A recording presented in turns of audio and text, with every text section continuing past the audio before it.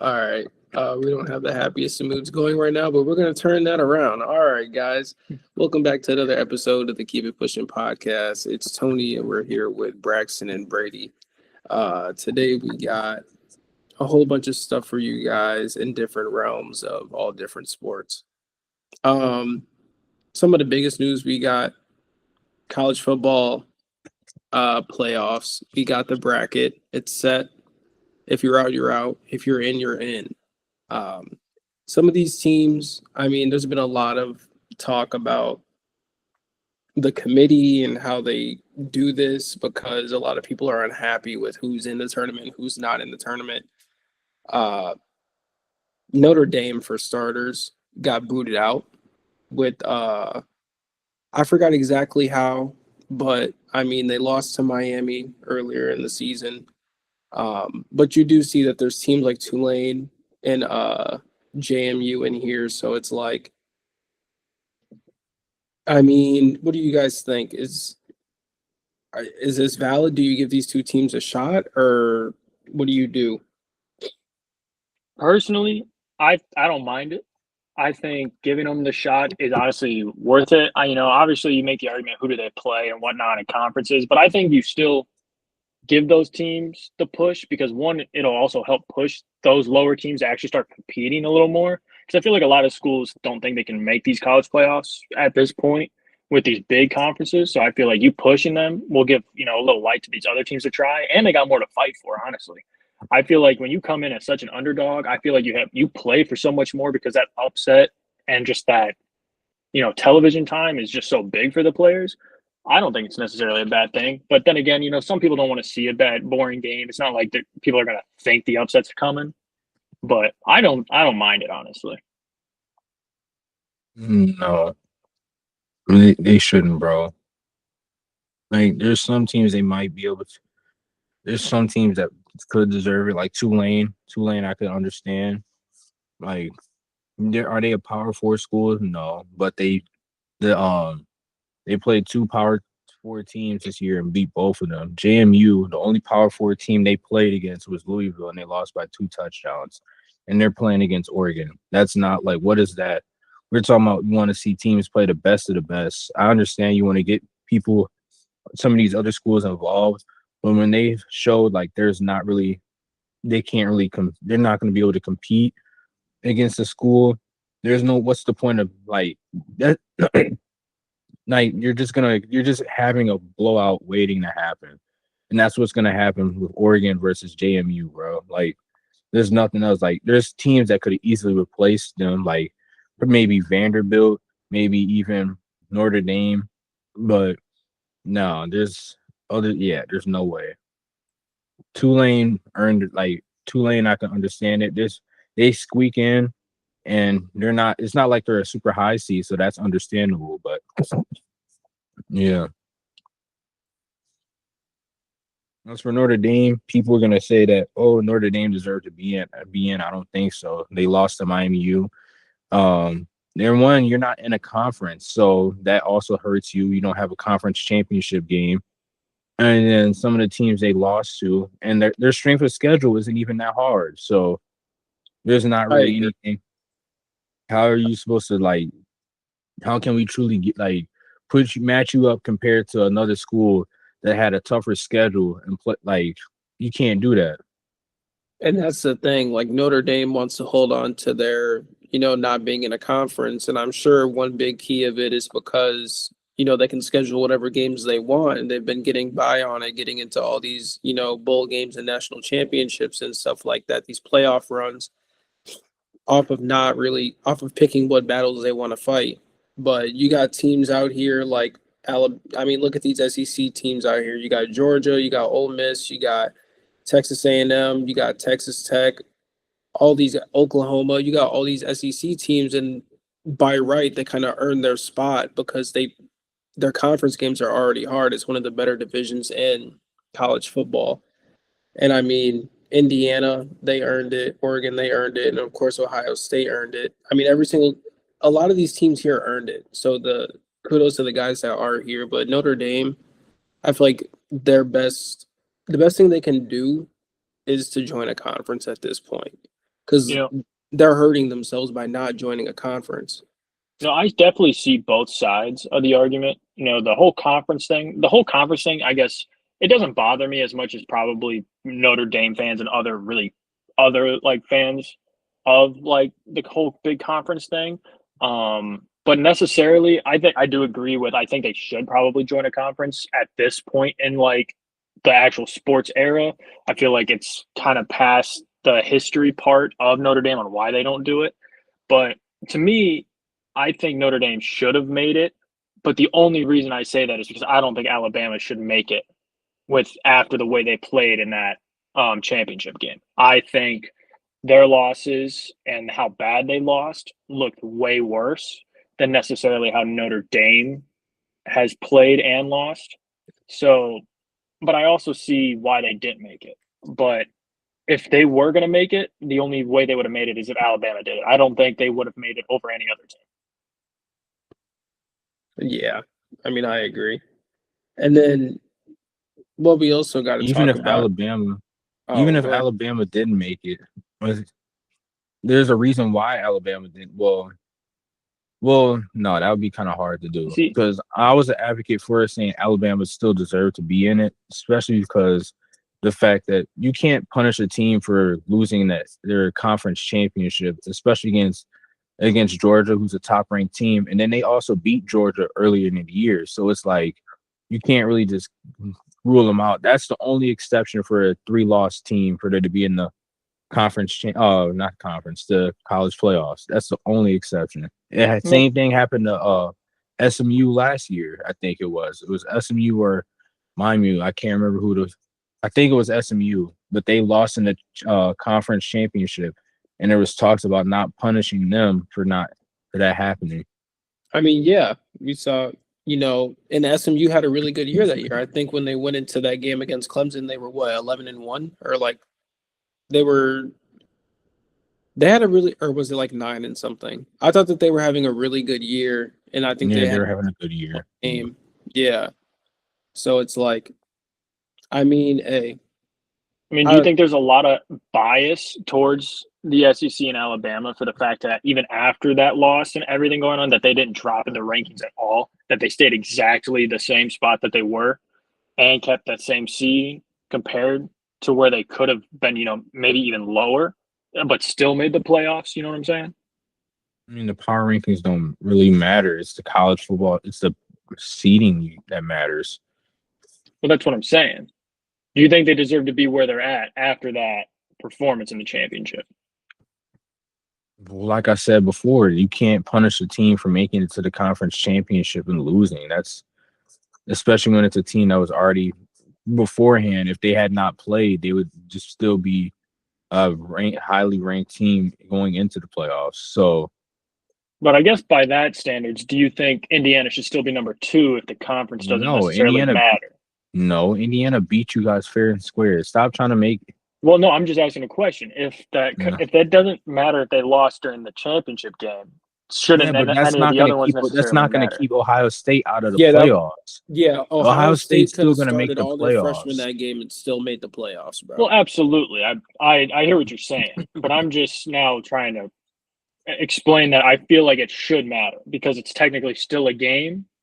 It's a very important game because there's a lot of times you lose a game, especially a Big Ten conference game or any big conference game.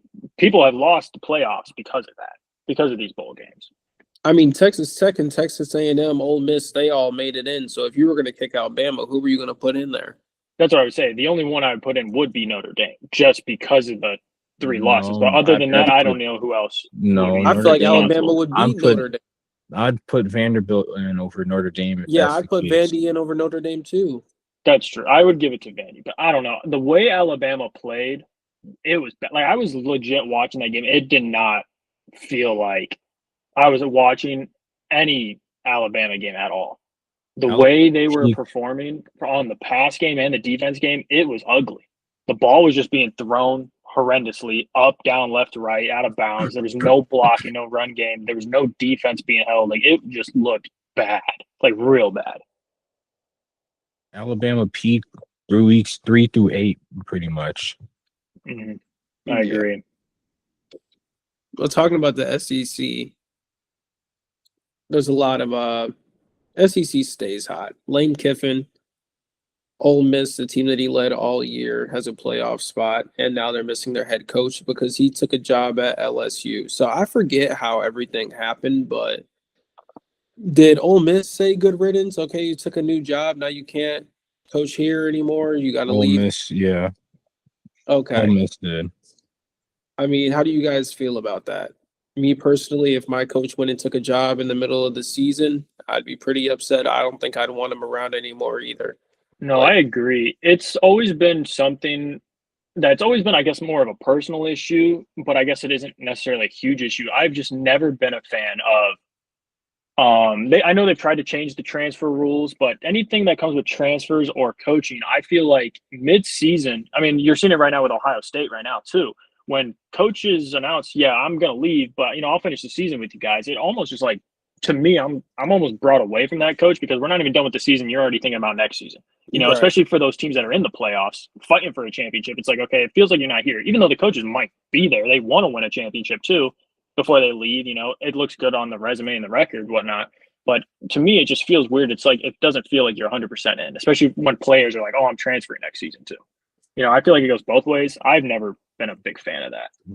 There needs to be a regulation on when there's a time period when they can do it. They shouldn't be allowed to do it in the regular do it during the regular season or any of that stuff. And then also, Ole Miss should still allow Lane Kiffin to finish out everything because that's messed up to the players. Now, some players do feel like they don't want him to be around, which is understandable, especially after you make that decision. But still allow him to finish the season and hopefully at least win you guys a chip afterwards, because now that changes the whole trajectory of what this team could do. You don't have your original coach there. Then they're the sixth seed, if I remember correctly. Now I don't know how well they're gonna hold up now I in mean, the playoffs. they got Tulane first round, then they got Georgia if they win. So, I mean, I feel like they can hold up at least to that Georgia game. We'll see. These SEC games always tend to be kind of close. They're not always big old blowouts like the SEC championship was. But in a sense, like, do you think that in the future, like, how soon do you think a regulation should be put in place? Because we see that in the NFL and in baseball too. Like, you can't negotiate during certain parts of the season. There's trade Mhm. deadlines. What sport is that has lockout? That's college football. Every sport has a lockout if they can't. Major sport has a lockout if the players and the owners can't come to an agreement. See, to me though, I feel like there's a big difference between college and Yeah, professional there when is. looking at this. That like I feel like when professional, everybody that is a player is there to like physically play, right? And I feel like we talked about this kind of on another podcast. I feel like you can take away the emotional aspect part of getting like with the coaches and organizations. People get traded and moved all the time because it's more of a business. I feel like in college, there's a lot more emotion and stuff to play for from where you go, who you play, and what you're trying to do for your career wise. That I feel like it needs to be way more heavily like thought about and regulated than it does necessarily for like the professional side, if that makes sense. Mm, yeah. There's needed to be regulation, especially in the recent years. And this year has been kind of crazy for all the what's it called? The coaching carousel has been crazy so far this year. You got Tulane's head coaches leaving from there to go coach Florida. The stuff with the what's it called Penn State's coach Franklin. He's going to Virginia Tech now. James Madison's coach is changing. Like a lot of other coaches are. Yeah, it's just a lot of changes. So Seems like it's a synchronization kind of effect. Like it's happening all over at once. I guess honestly, just kind of a quick thought, or I guess prediction for next season. But with all these really big, honestly, we've seen a lot of coaching change in this year. Do you think we're going to see a big spike in these other schools? next season, or do you think we're going to see about the same track record we are this season? Do you think these coaches are really going to be enough to really pull something out of a program, or do you think we're going to see about the same?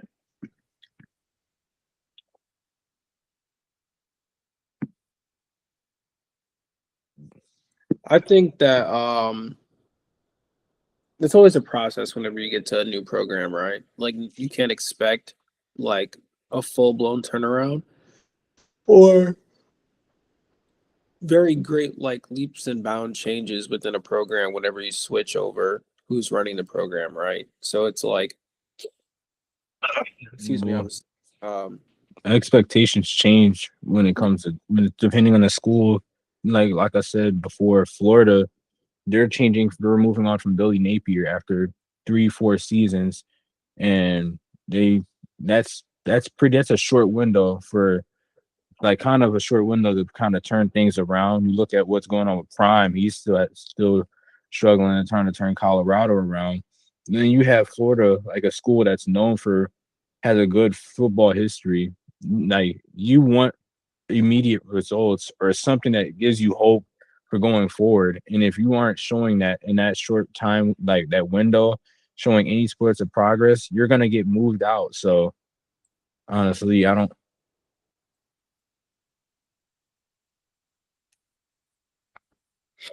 sorry, I'm listening. Kind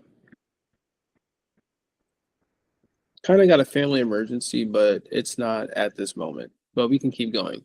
We can keep going. You sure?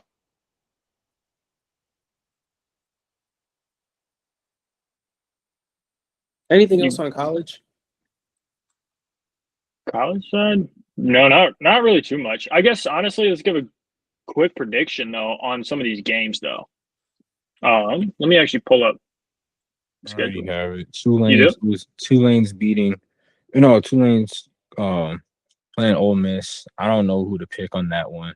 I feel like I want I to think Ole take the Miss got underdog. it. I feel like I want to take the underdog because Tulane has always been a really respectable program. No, Not I wouldn't always be mad been, if they but won. they've had a respectable program as in like the past recent years. Mhm. So I wouldn't be surprised if they ended up winning or first round, like upset Ole Miss. Yeah, I wouldn't be Oregon, surprised either. Oregon should easily beat James Madison, and I then think so too. Alabama. Shoot, I'm just gonna take Alabama for the simple fact that they've played Oklahoma before, and Mhm. they probably will make changes, but they got to go to Oklahoma and play and hopefully win out. So I don't know what Mhm. you guys think about that. Yeah, Honestly, I got Oklahoma. I'll be yeah. real. I don't think Bama's got it in them to win that game. I'll be real.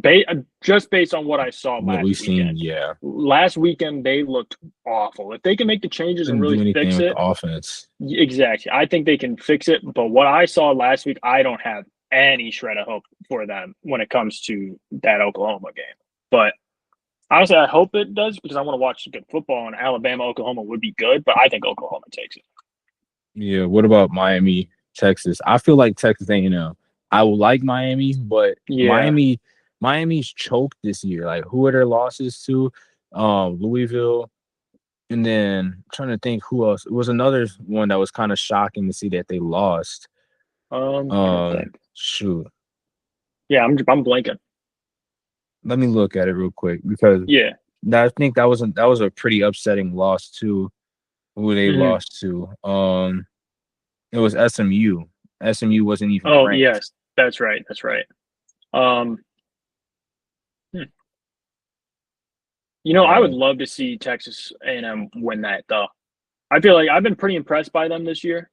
I feel like they've played yeah, I very didn't well. a lot better than last year. Yeah, 100%. I've been surprised by Miami though too, but I don't think Miami's necessarily faced the kind of competition as well. I mean, Miami's definitely faced a lot of good competition too, you could say. But I would say Texas A&M takes that one. Yeah. Guys, I'm not gonna lie to you. I agree with some, but not all. Uh-oh. Uh-oh. Which one? Tulane has been a good ride. But now it's time to hop off that horse, buddy. I will say though, I could see this one being the upset of the tournament because it's not Lane Kiffin's Ole Miss. Lane Kiffin's Ole Miss beat them by 35 earlier this season. Okay.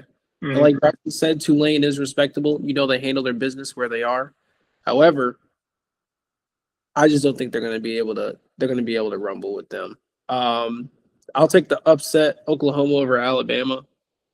Yeah, that's Actually, what I it's was not saying. an upset. Alabama's the lower seed. It'll be a close one, but I got Oklahoma. JMU. Time to hit up CAN, Cancun, baby. It's over.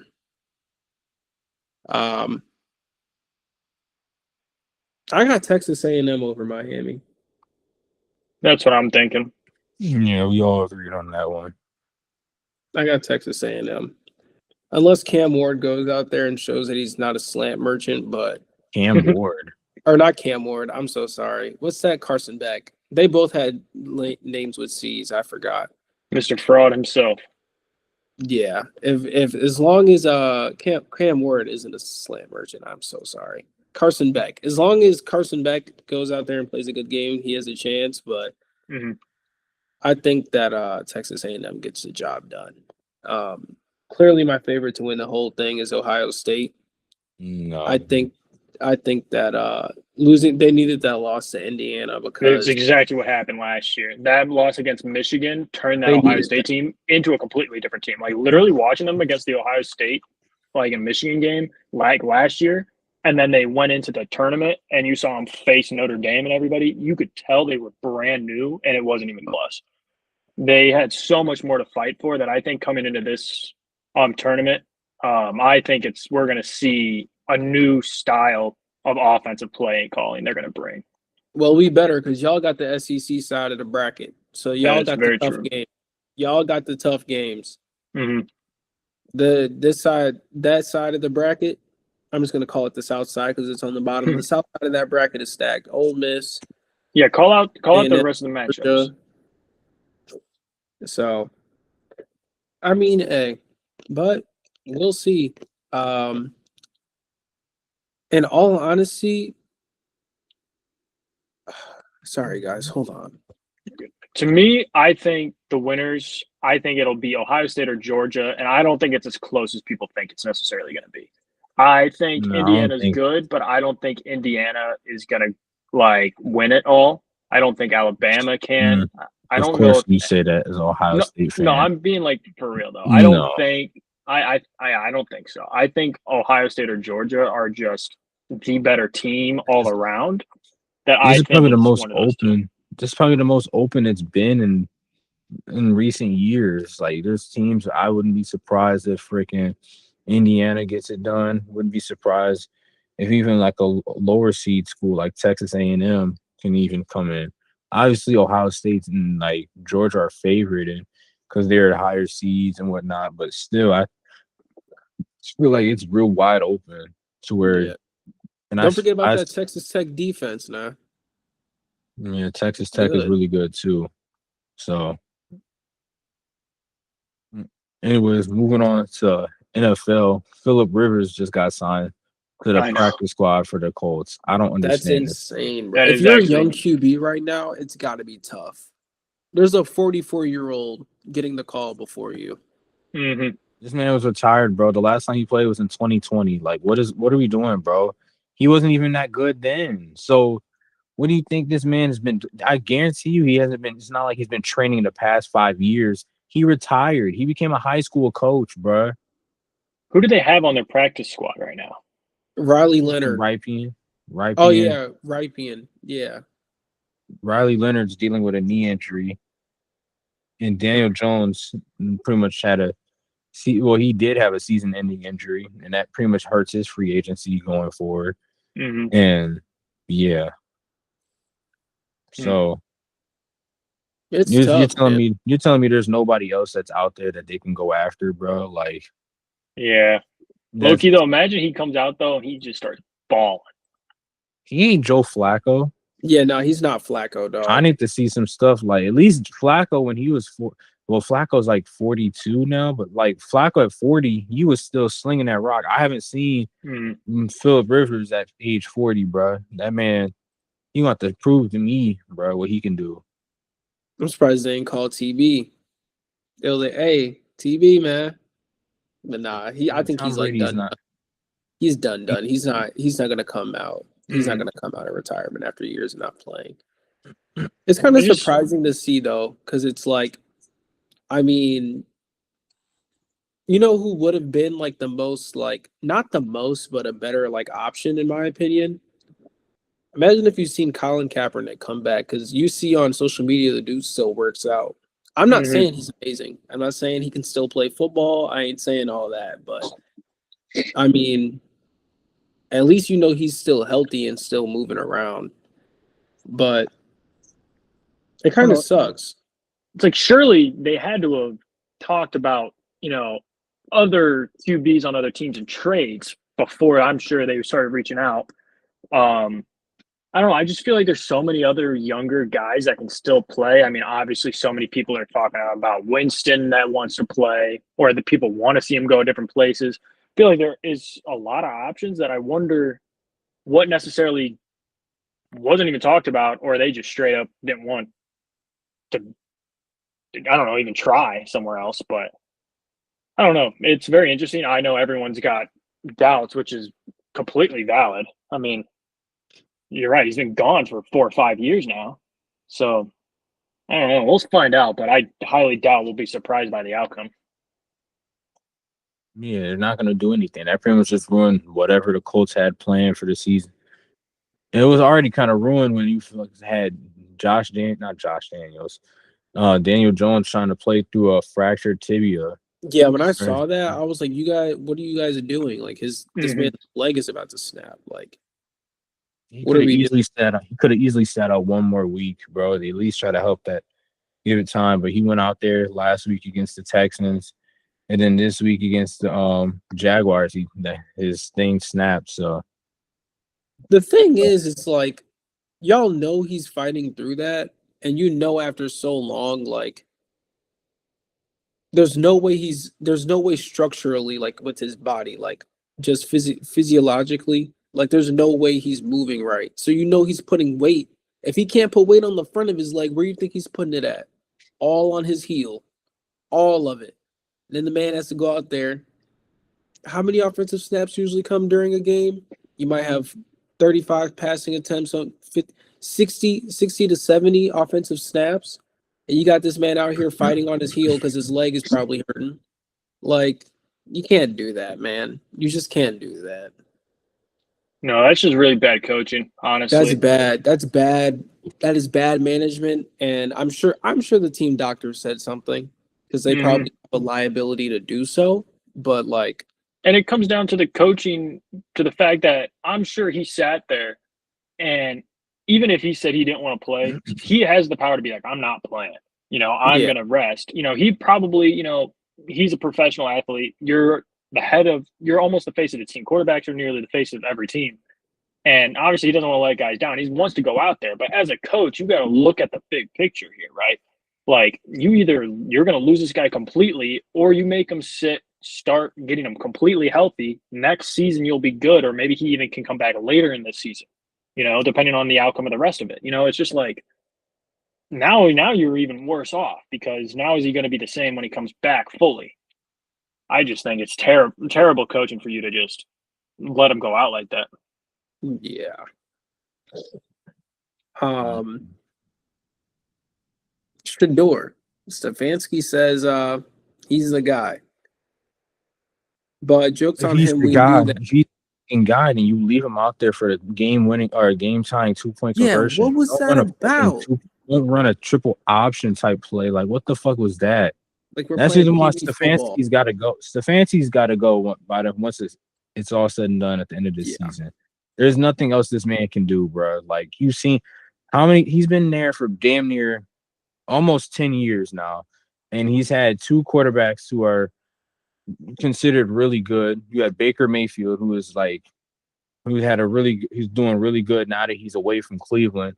Now you have Shador, and now it's their possibility. Oh shoot, is there gonna be enough?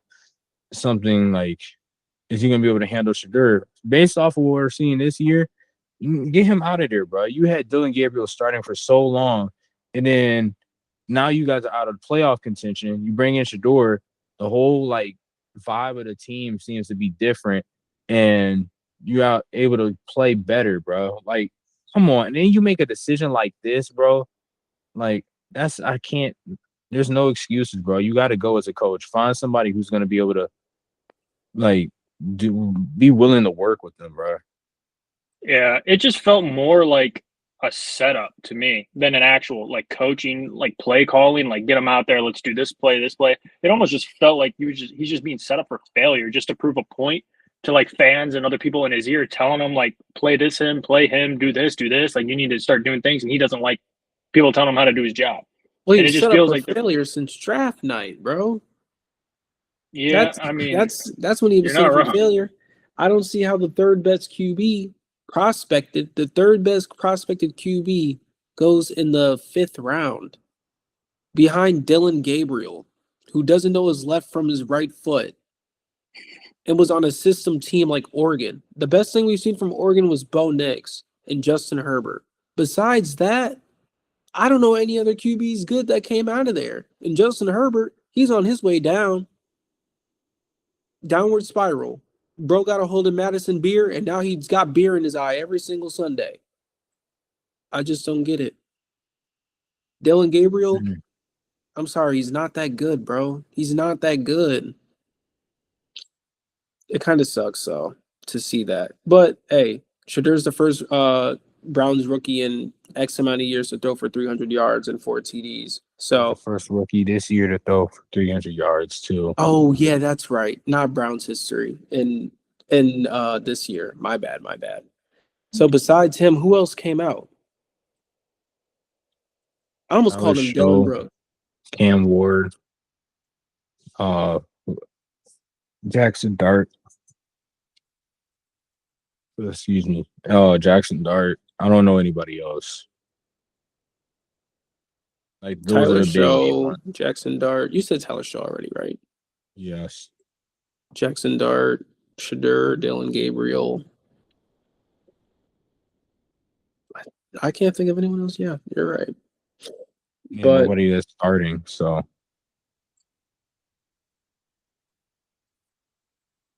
okay, well, I guess we got to tie this part in to when we were talking about Daniel Jones and Achilles injuries. But the NFL is going to start regulating football fields as if they're players' helmets. So you have to make sure that you have a regulated football field by 2020. I don't know if this is the beginning of the 2026 year or the 2028 year. I can't remember. But I think I saw 2026. It should have. It should have always been like this. I agree. There's no. I'm almost surprised. I was more surprised to hear that it was being like they're going to start doing it now. I was more surprised by that than like how is It was it not wasn't. already? You know, how is Yeah. everything not being played equally? The only thing that should be different is obviously home field advantage, you know, the environment, you know, locker room benches, whatnot, that's whatever. But it's like going to a baseball field or a basketball court and like now the floor at a basketball court is different every place you go. Stuff like that. It's like it should all be 100% the same. Like I don't know. That's just me, but they're going to tear up They, MetLife and see that it's just a concrete slab underneath there, bro. No pad and no nothing. It's just going to be concrete. Nothing else. It's going to be an old runway, an old airplane runway. That's what's going to be up underneath the. They should have burnt down the fucking MetLife, bro. That stadium's terrible. There's a reason why the nickname for that stadium is the home where ACLs go to die. Nuts. Terrible stadium, dog. Terrible. Yeah, multiple receivers, top receivers. Odell, you got Malik Neighbors earlier this year, and there's some countless other ones, bro. So Apparently, they you can they got like a cemetery under there, and it'd be like the dead hopes and dreams of Jet fans reaching up and grabbing players by the ankle. that's crazy. No, I'm just kidding. I made that up. But that's what it seems like, bro. Like ghosts are out there snatching people's ankles and ripping their ACLs and their Achilles apart. Bro, I remember it was Aaron Rodgers went to the Jets. Everybody was hyped. I was even hyped because I'm not even a Jets fan, but it was hyped for the Jets because it was like, okay, you guys might actually do something. Y'all got Garrett Wilson. Y'all got a decent defense. Like, let's see y'all make a run here. Nah. First drive, Aaron down. ACL or Achilles gone. I remember seeing that. I'm like, bro. I said it's over, and like that already happened when everyone's like, "Oh, good for the Jets," but I'm like, he's old. Everyone's saying like he's old, he's washed, all this stuff, and then he goes to tear it, bro. I'm like, oh, it just was such a bad look. That was so bad. Felt bad for him. Yeah, they need to get rid of that stadium. That's one. Surprising. I'm trying to think of some other stadiums that are known as being bad. I know. Shoot. I think one of the other stadiums they said was really bad was Arizona, which I'm kind of not surprised considering the fact that there's been signs like that Super Bowl 3 years ago against the Chiefs and the Cardinals, not Chiefs and Cardinals, Chiefs and Eagles. We saw players constantly slipping and players were complaining about how bad the field was. So it's probably because it's so hot. Well, not because it's so hot. I don't know what the temperature is like in Arizona in February, but it's probably humid in there with all them bodies. You got that dome closed. Should have just had it open. Let it air out. If it wasn't open, it most likely was open, but I don't know. I don't know what they be doing. I don't know what goes into them prepping the field and whatnot. So I don't know, man. But hey. Man. But what else did we want to run through for NFL? Patriots. How are we feeling about the Patriots? Who do y'all think got it this year? Patriots or Denver Broncos? Broncos have been looking good. I mean, not NFC, the AFC. I'm taking the Patriots. I'll take the Broncos. I'm taking Broncos. Broncos have been real good, but man, their defense. I was going to say, Braxton, are you saying that because of the defense? It's the defense, and if you get some little bit of help from Bo Nix, if he gets that some little form of what he had late last year, that team can be a lot better. So that your defense is going to keep you in the games. All you got to do is hope that your offense. All you really need is for your offense to put up at least like 20 points, 21 points in a playoff game, and that can help you easily win a game. Without a doubt. That's true. I agree. Drake Mays, he's a dog. He is. Drake May has been doing good. Drake May is really good, but he's been really good this season. So I wouldn't necessarily count him out, but you're right though. Like Broncos been looking good. Yeah, I've been really impressed by the way they've turned this season around. Because they weren't as this strong in the beginning as a lot of people were hoping them to be, and they've really picked it up. Mm-hmm. I think a part of the problem is that they were still trying to mess around with Russell Wilson. Wait, was Russell Wilson there last year or was that 2 years ago? That was 2 years ago. 2 years ago. Okay. Yeah, never mind then. But I mean, yeah, you're right. This year it's a completely different story. Like those two teams, the Patriots and the Broncos, they've completely they've done it. They did what they were supposed to do in the offseason to get them over that hump, and congrats to them. Yeah, and the fact that Drake May is doing this without like a true wide receiver one. Stephon Diggs is supposed to be that wide receiver one, but he's hit or miss at times. So I feel like I wouldn't be surprised if the Patriots, end up going out there making a trade and at least getting somebody good that's gonna be a bona fide wide receiver one. And I was talking to some of my coworkers who's a wide receiver one that's kind of that they can go after. AJ Brown, maybe. Shoot, maybe even Justin Jefferson, bro. That situation with the Vikings is atrocious, bro. He probably wants out. But we'll get to that in a second. But yeah, I feel like the Patriots, after this season, they might go ahead and make a move towards a wide receiver one. What do y'all have to say about that? No, I think Drake May's looking to be a very, very great addition and looking like a great franchise quarterback right now, if I'm being honest, if it's not too early to say that. But I think because he's showing such great potential right now that if they start really just focusing on their wide receivers and like strengthening their defense, I think they'll be in a great spot. So yeah, I definitely think they need to look for a wide receiver one. Absolutely. Oh yeah, for sure. And then their defense. I know their defense. They had a good defense last year. I'm trying to think who was it. Uh, Christian Gonzalez was hurt for most of this. That's wide receiver one, right? Not wide receiver, corner. Their best corner, right? If I I remember think so. correctly. Yeah, he was hurt for most of the beginning of this year, and he's back. But I don't know. I Patriots best offense. The Patriots offense beats the Broncos offense, but the Broncos defense is better than the. But I'll still give it, like I said, I give it to the Broncos. hmm I agree.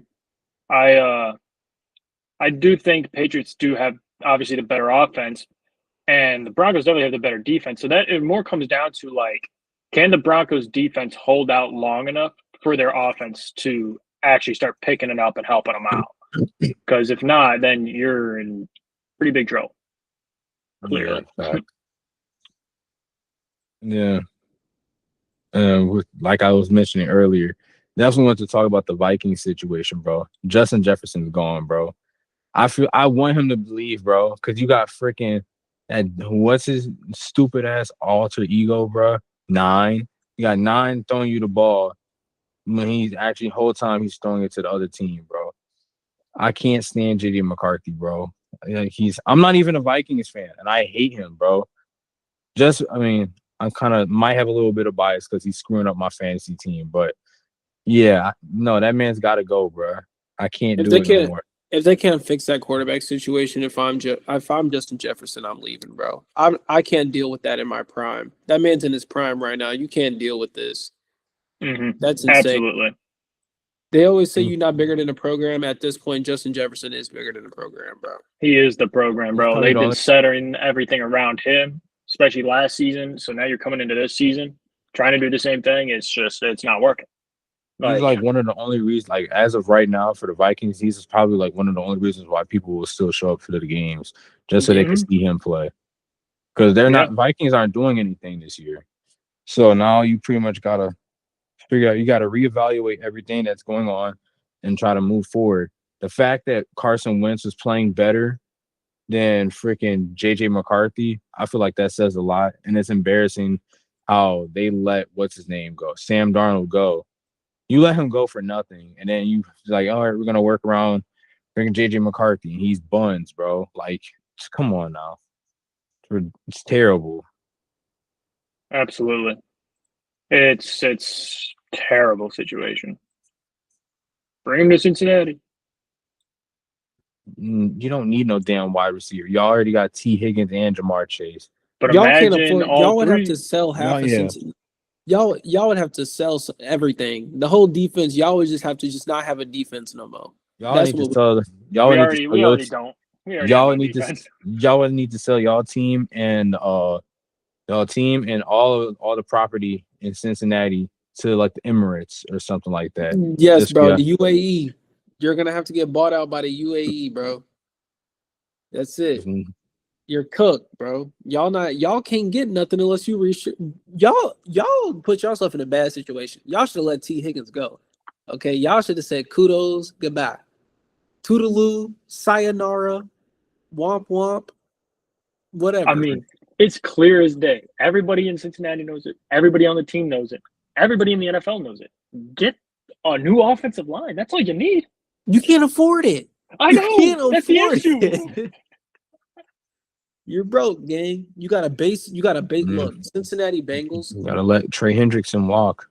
The Cincinnati Bengals are basically a Mustang base model. Like you don't even got CarPlay in your shit. You're like y'all got like the outside looks good. The outside is Joe Burrow, T. Higgins, and Jamar Chase, right? That's the outside of the car. On the inside, you got You got the check engine light on. You got a low tire pressure. That's what you got. You got fuzzy carpets on the interior, bro. Y'all need some help. The GM needs a drug test. Yeah, man. I mean, I'd be surprised if Joe Burrow didn't get ready to walk soon, bro. I mean, he signed a contract like a year and a half ago, or maybe just last year. That's true. So he's not going nowhere. Hey, they might try to buy out of it. Trust me, there's teams that'll buy out. That's a lot of money that Cincinnati would have to pay for. But yeah, there's some teams or Joe Burrow is good enough to where teams would trade for him and take on that contract. Yeah, absolutely. Teams would take that contract, dude. Like teams like the Raiders would take that contract. Like, even though they're not contenders, they would take that contract because they got it. They ain't paying nobody but Max Crosby. Yeah. So,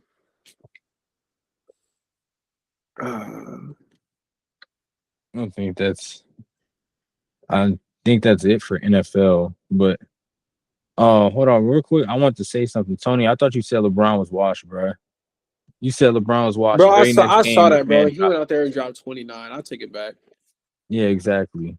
Put some respect on That's King James' Legoat. name. That's Legoat. Legoat out there popping Percocets, bro. I don't care. Hey, it don't matter. Underdog be sending out notifications. LeBron has sciatica, but he will play today. Boy, go sit your geriatric self down, bro. Talk about some sciatica. That man will still put his nuts in your face and dunk on you. I'm 5'8". I'm sure he would. He'd do it to you too, gang. Shoot. Doing that to me. What? What did you say? I ain't sitting in the rim. You said LeBron wouldn't do what to you? That's cool. Don't jump from the 3-point. I'm not sitting underneath the rim. I'll leave that for you. Oh, okay. You're gonna say, "Here you go, my glorious king. The hoop's this way." It is completely free. I saved this for you. Polished it and everything. Brand new net. Let me hear it swish, king. That's you, bro. No. Talking about LeBron ain't doing that to me. It's a go team. Shoot. Oh, that'd be so funny. Real quick, we already had said something about earlier, but what are your thoughts about Edwin Diaz going to the Dodgers? Yeah. I told you November 3rd, and I got the proof. I called it. He did call it. I called it. I said Edwin Diaz is going to the Dodgers. If he already didn't sign with the team that already has the second highest or the third highest salary cap, what made you think he wasn't going to sign with one that's got the first highest salary cap? These players are starting to get it. They're starting to get the idea. I'll take my money later. I want my ring now, bro. There's no guarantee they deferred it. Shohei's the one who deferred it, and it's fucking stupid. Blake Snell's deferred. Blake Snell got his money deferred. Diaz just got $4.5 million deferred. These players will take a deferred contract for a ring, but these owners don't realize that. They need to fix this, bro. That should not be allowed. Mm-hmm. You don't see it in any other sport. Definitely needs to be changed. You know what that shouldn't be allowed. You know what the change needs to be? Your owners need to stop being greedy. Okay, that's what it is. Not even the case. They need to stop allowing this crap in general. I think there's a very, very big difference. I think in baseball, people don't realize the impact that's going to have. Like, especially, we're already seeing it now. But imagine they were doing that right now in the NFL. Right? That would ruin things, bro. The NFL, they would put an end to that immediately. Imagine the amount of guys you can get if you're like, oh, we'll get you this, though. You know, yeah, because you'll get it eventually, probably. Because imagine if the Chiefs went out there and paid, let's say they deferred like a contract for Justin Jefferson and like Jamar Chase. That's pretty much essentially what it's like for the Dodgers right now, bro. You're getting all the best players in the league, and you can't even no other team's able to compete with the salary you have because you're the biggest market in the league. So it's unfair. It's unfair, bro. It makes it stupid, bro. when it's all said and done, I hope Edwin Diaz goes out there and turns into Tanner Scott, bro. That I hope he does, because I need to see him progress like that. Here's evaluation, and this is why I'll say why I don't support putting a salary cap on baseball. Who's worth the most in the MLB? Y'all already know the answer. Braxton knows the answer. It's the Yankees. Who's worth the most in the MLB? Who's got the most? Who's got? I thought you meant like players. I was like, huh? Yeah, I thought you were talking about players. The Yankees got the Shohei. most. All right. So why the Yankees got the most money, and they have the same capabilities as the Dodgers, but they're not winning World Series? They get out coached. I'm talking about signing Brady. That's what I'm saying. Why are they not getting players? If it's a problem with the salary cap, why are they not getting players? The Red Sox, okay, they won a chip win. This was before I was watching baseball, but 2018. All right, they're evaluated at $4.8 billion. What was that lineup when they won that? Who were the goats there? I know Mookie was there. He has a ring from there. Who else you got? Was Alex Verdugo there? Alex Verdugo. All right, we got Alex Verdugo. Who else was there? Shoot, I can't remember. I think Andrew Benintendi might have been there. I might be wrong. Andrew Benintendi. Okay, so but this is probably when Benintendi was good. Okay, all right, we got the Cubs, $4.6 billion. These dudes are the regular season jesters, bro. How you go all first half of the season putting BTA, you come back from All-Star break, can't nobody hit a baseball. All right. San Francisco Giants, $4 billion. When's the last time they won one? They won one recently, the last 20 years, right? Last 10. San Francisco Giants, they haven't won one since 2013, if I remember correctly. 2013, okay. Mets, don't get me started. $3.2 billion. Had the third highest payroll. Still couldn't get the job done. So, okay. Phillies, I guess don't get me started. My thing is not necessarily, I'm not saying there shouldn't be a salary cap. If you got the money, use the money. I think there's just an issue when it's like, oh, we'll pay you eventually. We should have the money, maybe. We'll find out. If you got the money, use the money. But I don't think you can necessarily say you're going to do something if you don't even know if you can, because we haven't even really got to that point yet, if it's going to become an actual issue, right? Are these players going to get paid? Probably. Someone's going to end up getting coughing up the money, bro. But still, I definitely just think, because it can get to the point where any team is going to say they'll pay you. And then literally whoever just says, I'll pay you the most. Doesn't have to be a salary cap, but at least you can't defer money. Mm-hmm. If that way teams actually have to pay what player they're signing right in a timely manner. Or then what about luxury tax? Because isn't there a luxury tax in the MLB for having such a high payroll?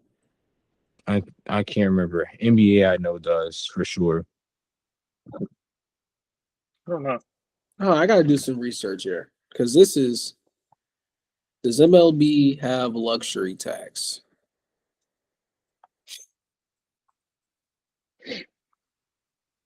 Oh, we got AI built into our meeting. I could have just did that. Yeah, the MLB has a system as a competitive balance tax. This is what they have in place instead of the salary cap. Okay, so I guess the second question is, do they have a luxury tax on money that they don't even necessarily have, that they're just saying that they're going to pay these people?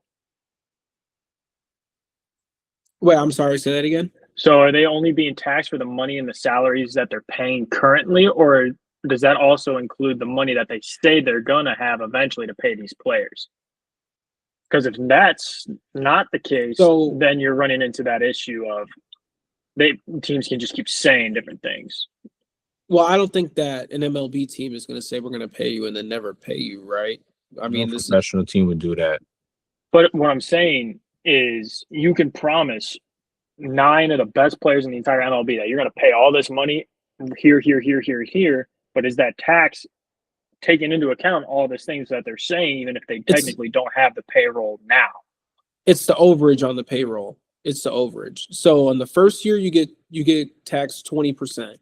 So say you're over 50, say you're over 32 mil, 20% of 32 mil is like what? 320 grand. No. 20. You just I said said 10%. 32 mil, 20% on 32 mil. Oh, yeah, I ain't doing that on my head. We'll put 30 mil. So that's 5 million. Okay, that's 5 million right there. That's a player's contract, but we have to pay it in tax. So that's why we deferred it. All right, second consecutive year. So the Dodgers are probably over 2 years in a row now or more. So now they have to pay 30% over on their overage, 30% tax on their overage. Third or more consecutive year, 50%. If you're over 10 million 3 years in a row, you have to still sit there and pay another 5 mil, and you've already been paying taxes. So if the Dodgers are still sitting here making revenue and they can still play their players what they're promised, I don't see the problem with it. I mean, Shohei, when they got him, I mean, they made half of his contract back in like X amount of time. It was like before the season was even over, they made all their money back after signing Shohei, like half of it. Yeah, but that's also just others. That's not. Yeah, that can't just all just go straight to Shohei. They got other things to cover as a team. But exactly. You still got other guys to pay. You got to pay taxes. You got to put it away because you got to manage the business. It's a business. So it's like the thing is, a lot of these other owners, they'd rather sit on their money. I looked it up. The Dodgers owner recycles 70% of the profits and puts it back into the team. 70%. That's a lot. It's at some point you got to think about who your owner is and what they really want. We see it, Jerry. We see it in Chicago all the time. Jerry let the Bulls get broken up. Jerry let the White Sox sit there and go to garbage. They still are garbage. We see it, bro. It's all the owners. Chicago sports is the definition of watch your owners, bro. That's literally it. I think it's cool that there's no salary cap. Super teams are kind of fun. No, it's not. I mean, it's the same teams winning over and over again. It gets old. But it doesn't encourage competition. But it's a cool underdog story because I mean the Dodgers almost lost. That's not an underdog story. Just because they almost lost to the Toronto Blue Jays doesn't make them an underdog. I mean, Blue Jays weren't the favorite, and they were down. Then they came back. Oh no, wait! I think they were leading the series for a minute. Never mind, I forgot. But I think it's pretty cool, man. It was a fair shot. We went to Game 7. It's Game 7, bro.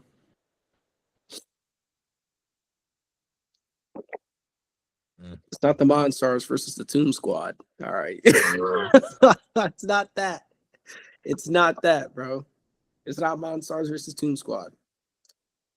But yeah, I don't really agree with salary cap on baseball because other people can do it too.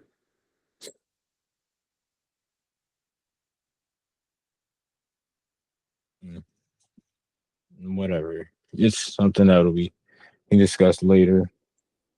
Right now, I'm ready to just wrap this up. I'm tired as fuck. I can see it in your eyes. Get you a bottle of warm milk. Lay it down. Dada man tired, y'all. So we gonna wrap this up. It was a pleasure giving y'all some content today. Make sure you guys like, subscribe, and send Braxton a little bottle with some milk so he can go to sleep. No.